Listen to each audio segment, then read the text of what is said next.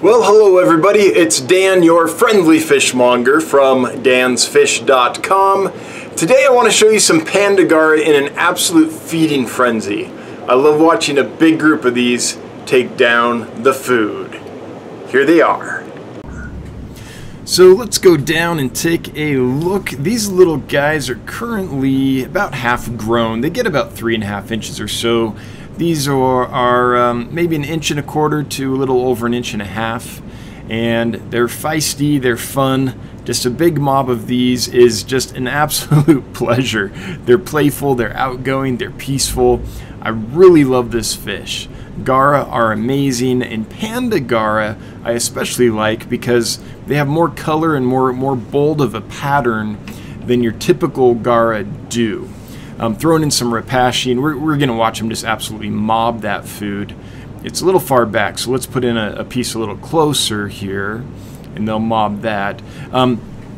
Their scientific name, Flavatra, means yellow and black, basically talking about their color and their kind of bold pattern that gives them the panda name. It's amazing how quickly, like, you drop the food in there, on it, pronto. They are voracious little feeders, but they're very peaceful, which I like about them. They're in here with some Geophagus wine milleri that are about 1 inch, 1.25 inches, the Geophagus, another peaceful species. They get along great.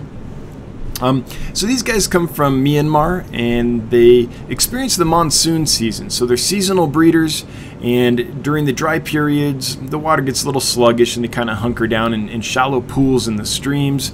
But during the monsoon season, that river is rip-roaring. They can take some real current. Not quite a hill stream loach, but kind of like a pleco might. If you've seen the plecos get harvested from the rocky rivers that are flowing pretty good, something like that. And they come from habitats with no plants or anything. It's just gravel and rocks, so good flow during the monsoon season. They can take a pretty wide range of temperatures. They don't like it too hot though. Anywhere in the 70s seems great for them. They might be able to take it a little cooler, but I keep mine in the mid 70s without any problems whatsoever. Now, yeah, when it's raining and that cold rain comes down, it might dip down in the mid 60s or so, but I really haven't tried it.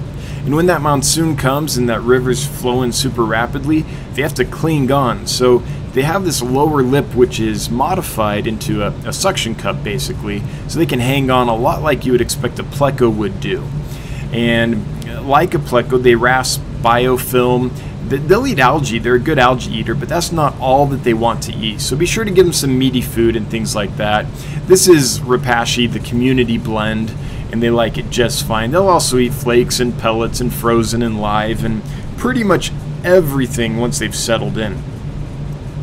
The good news about this fish is that it is being raised in captivity. They are being bred on farms, which is great because they don't seem to have the biggest distribution out in Myanmar, and we don't want to collect them in huge numbers and adversely impact the wild population. So I'm happy to report that they are being bred in captivity, which is fantastic.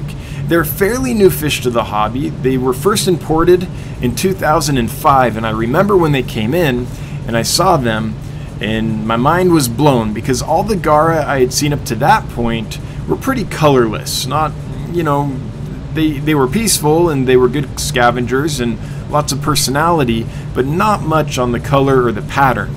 And these guys really shine with the color and the pattern as far as Garra go. So I guess that's why I like them. They're pretty, peaceful, great scavenger, and just look at those personalities. They're absolutely mobbing those chunks of rapashi. It's so much fun to see them do that. But even when they're doing that, they don't get aggressive. So they aren't biting other fish. They aren't chasing other fish off or anything. They just all mob it and start eating, but they welcome other fish as well. So yeah, they're kind of an ideal aquarium fish, an ideal community fish. And I absolutely love them. Panda Garra Mob! Anyway, I love it when they do that. I'll gang up on the food. If you like this stuff, if you would take a moment to like, subscribe, hit notification bells, share, all that jazz, it'd be greatly appreciated. And until next time, I hope you have a good one. Bye-bye.